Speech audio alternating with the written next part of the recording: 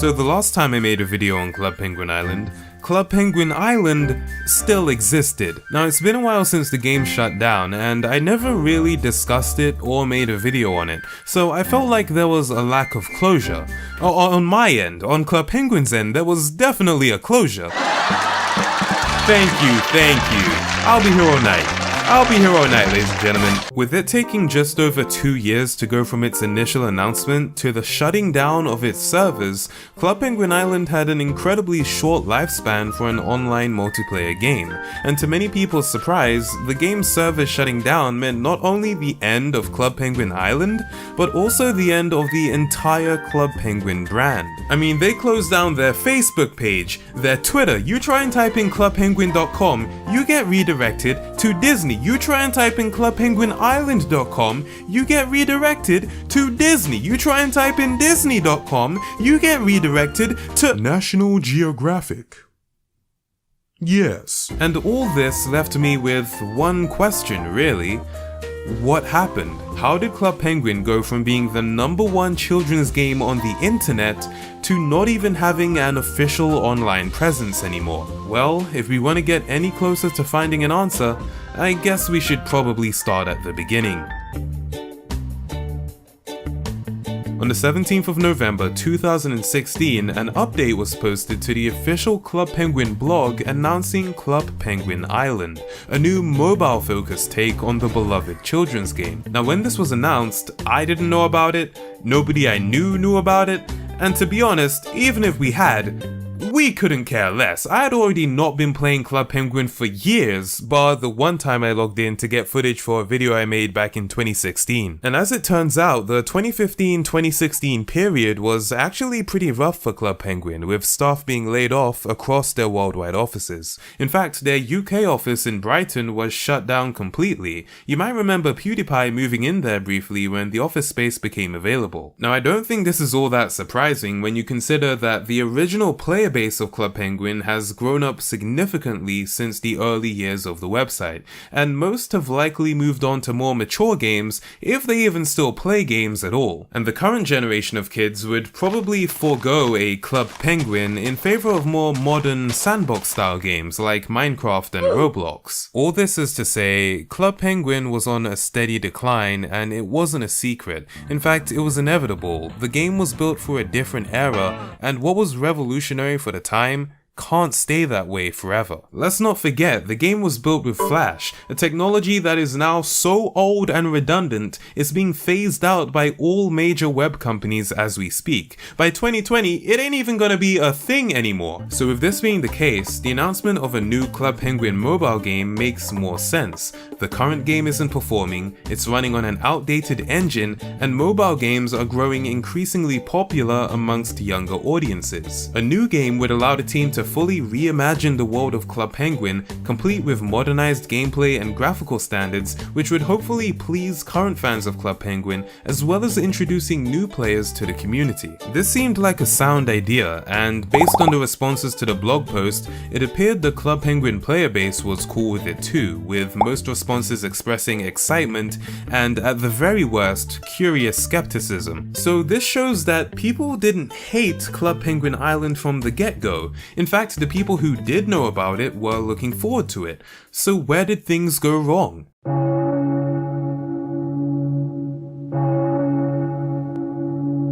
January 30th, 2017, an update is posted to the official Club Penguin blog announcing that the mobile and desktop versions of the game will be shut down in order to allow the team to focus their efforts on Club Penguin Island.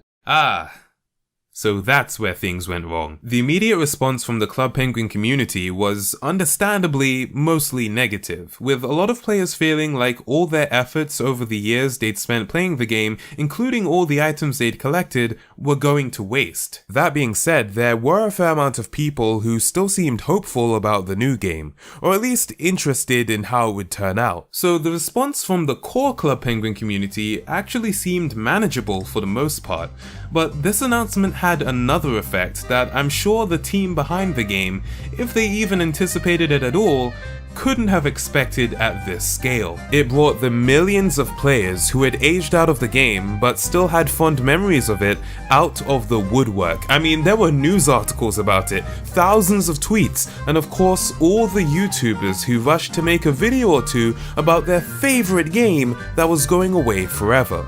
Yours truly included. Now, the side effect all this had was that it immediately put Club Penguin Island in an antagonistic position. CPI would now be known as the game that was taking away everybody's beloved Club Penguin.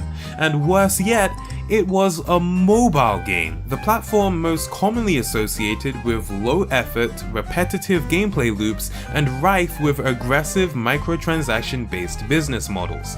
It was hard to imagine a high-quality gaming experience running on a mobile device. Like, think about it, there was no PUBG or Fortnite Mobile Edition. Fortnite Battle Royale wasn't even a thing back then. And sure, there were exceptions like San Andreas Mobile and Minecraft Pocket Edition, but these definitely weren't the norm. And in addition to this, the Club Penguin team would also have to deal with the fact that people do not like change, especially when it comes to things with emotional ties to their childhood. And what was the main thing Club Penguin Island was designed to bring? Change. A new game engine, new character designs, a new map, new art style. It was a completely new game. Sure, it was still a club, and sure, it still had penguins, but this was not the Club Penguin that people knew and loved. And so for those who grew up playing the original game, its replacement was immediately seen as a fraud, a sentiment that was multiplied by the bandwagoning nature of the internet. So it's fair to say, Club Penguin Island wasn't starting in the strongest of positions. Not only did the team have to deal with the upset reactions of the core fanbase, they also had to deal with the overall negative public perception, which mostly comprised of people that had already stopped playing Club Penguin, and so were never gonna try the new game anyway. One positive effect the announcement did have though, is that it united the internet in a small way with people celebrating the game together, whether that be through playing the game one last time during the Waddle-On party, working together to finally flip the iceberg, or doing speedruns to see who could get banned from the game the fastest. Club Penguin even gave every user free membership on its final day, which leads me to...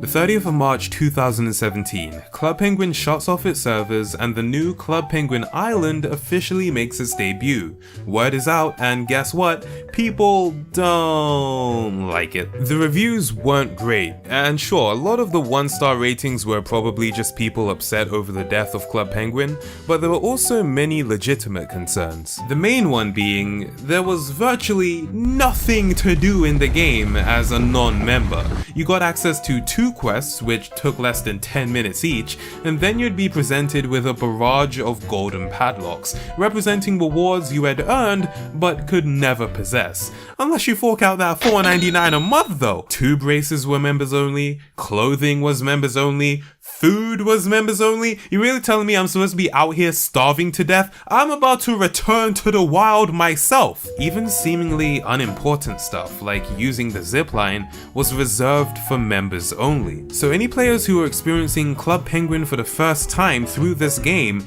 would be quickly put off, since there are literally countless other mobile games they could download for free which would offer way more value. I mean, have you heard of Flappy Bird?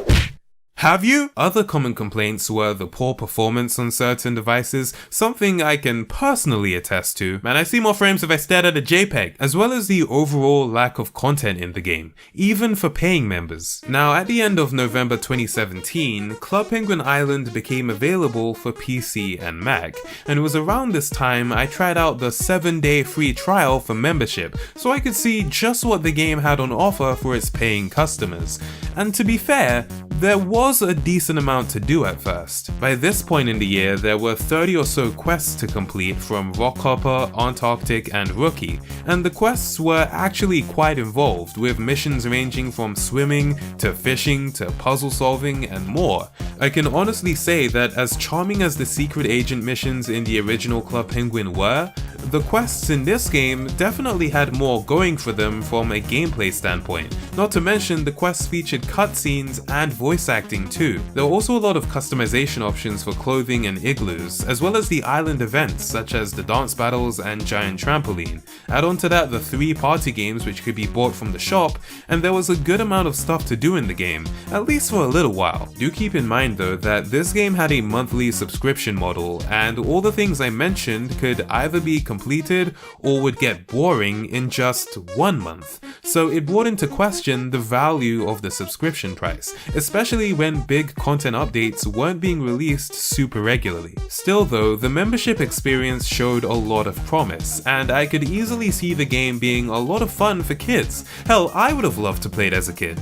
In fact, I ain't even gonna lie, I kinda like playing it as an adult. The problem is, I wouldn't have known how fun the game could be unless I tried the membership, and with the free trial requiring you to enter bank details, it's unlikely that many kids would have gotten the opportunity to do so. I mean, how are you gonna be saying something is free and then ask for my payment credentials? That ain't right. After my free trial ended, I didn't play the game again until September 2018, almost an entire year later, when I returned with some friends to see what had been added to the game since the last time I played. Now obviously, since I wasn't a member, I wouldn't be able to try out a whole lot of new stuff, but there were definitely improvements made to the non-member experience. For starters, sled races were now open to everyone, and they also functioned as an island event with a set start time, rather than the purely individual time trials they had been previously. This meant players could actually race each other now, and with them being open to everyone, there were also more players to race against. Additionally, the party games, which had previously only been purchasable by members,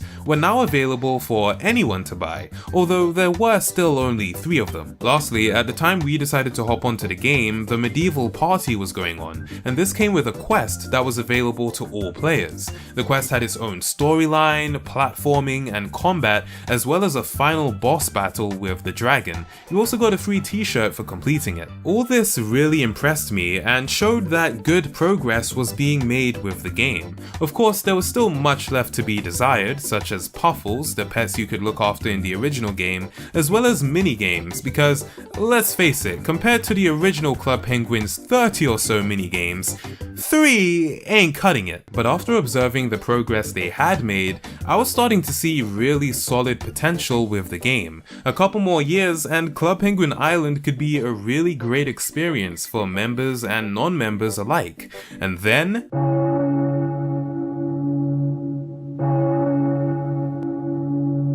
an article on Kotaku.com reveals that Club Penguin Island is to be shut down not even 2 years after its launch. And this time there was no replacement, no alternative. The Club Penguin team as a whole was being let go. This came as a shock, not only to the game's community, but also the team working on the game, as they had apparently been reassured just weeks before that they would have jobs for at least another 2 years. But it seems the higher-ups at Disney had different plans. A leaked letter from Disney to the Club Penguin Island team explains that the company felt it necessary to downsize their workforce in order to reduce costs and become more competitive in the midst of increasing global competition. Essentially, Club Penguin Island, which was already a Hail Mary attempt to revive the declining Club Penguin franchise, wasn't performing to Disney's liking, so they cut it, along with everyone involved in it. Now I can't help but feel for the developers of this game, who seem to have had the rug pulled out from beneath them. I mean, the article even quotes one employee who said most of them would have to move their entire families out of the city if they wanted to continue pursuing a career in games. And so it was nice to see other people in the industry coming out to show their support. This included Lane Merrifield, one of the co-founders of Club Penguin, and Clark Stacey, the CEO of the company behind Animal Jam. I personally was quite surprised to hear the news. The game was only officially a year and a half old at this point, and clear improvements were being made. In fact, after seeing the medieval party and the other updates being made to the game, it appeared to me that they were planning to stick with it for the long haul. Or at least a longer haul than 18 months. Now, although I was surprised that the game was shutting down, I completely understood why. I mean, this game was not popular. like at all. The only time I ever saw a full server was during a Quackity raid, so although the game was getting better, it likely wasn't making much money, and to Disney, that's a big no-no. It's worth mentioning that just a year before, Disney shut down their gaming division and announced they would no longer be publishing their own titles, instead opting to license their properties out to other publishers such as EA. An update was later posted to the Club Penguin Island blog stating that there would still be a Halloween party as well as the Waddle On party leading up to the game's closure on the 20th of December. You might remember that the final party on the original Club Penguin was also called the Waddle On party, but while that one offered free membership on the game's final day, this time players would be getting free membership for the entire month and a half leading up to Club Penguin Island's end. So in the final days of the game, I decided to load it up and give it one last go. Upon logging in, I was given a party hat as well as 1 million coins, and I must say, this process of reaching 1 million coins was significantly easier than my first time round. I then found myself speaking to Aunt Arctic, who had mysteriously lost her voice. It's understandable though, considering they probably couldn't pay the voice actors anymore, and I mean, with the game going away anyway, what would be the point? Behind her was a statue of 2 penguins, both the old penguin model from the original game and the new model holding up a thank you sign. And since I was now a member again, I figured I may as well get my threads back and resume my status as the freshest penguin on the island. Hey, if you're gonna go out, you better go out in style, baby. After that, I came across the Club Penguin Arcade. This was a new edition introduced specifically for the Waddle On party, and it includes 6 minigames from the original Club Penguin ported over, with some having redesigned artwork and even new gameplay elements. For example, Pizzatron 3000 was completely recreated and also had a new bonus round where you made your own pizza. I thought the addition of the arcade was a really cool idea, and it makes me wonder what things would have been like if this had been included much earlier in the game's lifetime. Maybe if all the original games were ported over like this from the start, more players would have been encouraged to stick around. Whether that would have made the game more profitable though, I can't say for sure. I mean, I only play the games. I don't develop, publish, market and cancel them. Now the team had also added an offline mode so that even after the servers were shut off, you could still access the game and your character if you so wished. And this came with a debug mode which allowed you to manipulate certain elements within the game. I messed around with the camera a little bit, broke it, and then had no idea how to fix it. Fortunately though, the problem solved itself. In other words, my game crashed. The debug mode also let me go to locations I didn't even know were in this game, such as the box dimension. But enough of that. Before the game was gone for good, I made it my mission to complete every available quest, and considering I was doing all this literally the day before the game was set to shut down, I had my work cut out for me, especially since it turns out I had a lot to catch up on. I had quests from Rookie, Rockhopper and Antarctic, as well as a new set of quests from DJ Cadence that had been released earlier in the year. Overall, they took me a few hours to complete, and I was again quite impressed by the variety of gameplay involved, as well as the new locations they added for certain missions. We're outside, so try dressing as an animal. But we're penguins! Once I was done with those, I had one final task, which was to speak to all the main characters, and they thanked me for my help during the quests, followed by presenting me with the island star. The camera then panned to the sunset, signaling it was the end of the adventure. I think it was cool that the team at least tried to give the game a proper ending. Lord knows they didn't have to.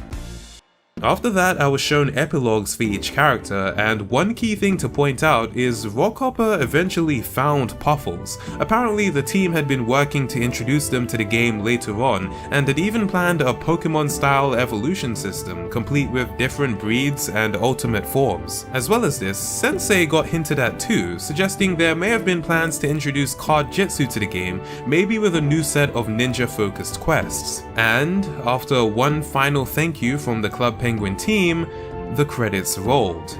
And you know what? It felt odd watching as the names scrolled past. I guess with an MMO like this, you never really expect it to come to a definitive end. If anything, you just assume it'll fade into obscurity once its golden era is over. But this was it. This was the closing chapter of Club Penguin Island, and the very next day, the game, and with it the entire Club Penguin franchise, was closed down forever.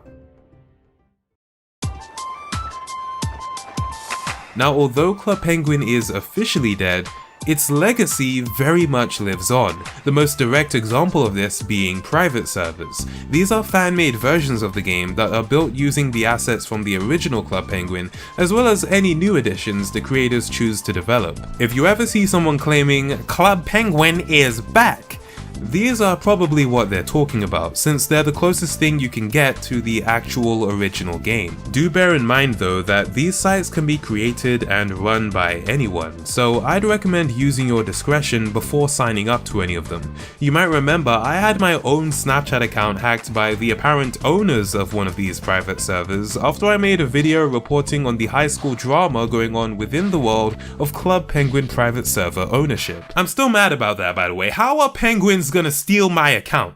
They don't even have fingers! One of the more intriguing examples of a Club Penguin remake I've seen is Club Penguin 3D, a completely three-dimensional recreation of the original Club Penguin map. It's still in its really early stages and it's not all that popular, but it was very interesting to see the game in this fashion. All the classic rooms had been recreated in 3D and a couple of the games were remade too, which was pretty nice, although they have yet to remake the one game that counts. Overall though, I thought this was a pretty cool experiment. If you're looking for a more polished 3D version of Club Penguin though, perhaps in a vein closer to that of Club Penguin Island, then you're in luck, cause there are also Club Penguin Island private servers. Yes, I couldn't believe it either, but it's actually a thing. Now, I don't think it's all that developed considering they haven't updated their newsfeed since March, and to sign up you have to send them a Twitter DM, which is a first for MMOs as far as I know, but the very fact that there were people who even wanted to do this in the first place is pretty sweet, I think. And last but certainly not least is a new web game currently in development called Box Critters. Now, you might notice this thing looks a lot like Club Penguin. Like a lot. That's because it's actually being created by Lance Pleb, aka Rocket Snail, aka the original creator of Club Penguin. Box Critters is the spiritual successor to Club Penguin, but instead of penguins, you can play as a variety of animals such as hamsters, beavers, raccoons, and hell, even unicorns. The game is still super early in development and there's not really a whole lot you can do in it right now, but you are able to sign up and move around a couple of rooms, as well as play an early version of a minigame that's in the works. Now, one thing I've got to mention is Rocket Snail actually saw my video, The Club Penguin Story, last year, and apparently he really liked it. In fact, he liked it so much that he wanted to introduce a Tamago related item to Box Critters, and I thought it'd be pretty cool to add the rectangular sunglasses that my avatar wears. So if you're already playing Box Critters or you're interested in checking it out, you can type /Tamago into the chat bar to get the shades for your character. Huge shout out to Rocket Snail for this, and I wish him luck with Box Critters and all his new projects. So with all these examples of the spirit of Club Penguin being continued, it can hardly be said that the game truly died. I suppose when you have something with this much of a cultural impact, it can never really go away. And with that being said, I want to say thank you to the Club Penguin team, both on the original game and on Club Penguin Island, for all your efforts. It definitely shone through, and combined throughout the years, you are responsible for millions of hours of fun worldwide. I also want to say thank you to all of you who watched my Club Penguin saga and stuck around on the channel. Your interest and support these past couple of years has been insane, and not to be dramatic, but you quite literally changed my life. And lastly, I want to say thank you to me. Do you understand how much Club Penguin I had to play to record this whole damn saga? I lost my Snapchat account to this thing. That is a casualty of production. Like, I've been staring at penguins for so long, they don't even look right anymore. You know what, that's it. I'm done. I'm gonna go watch some National Geographic.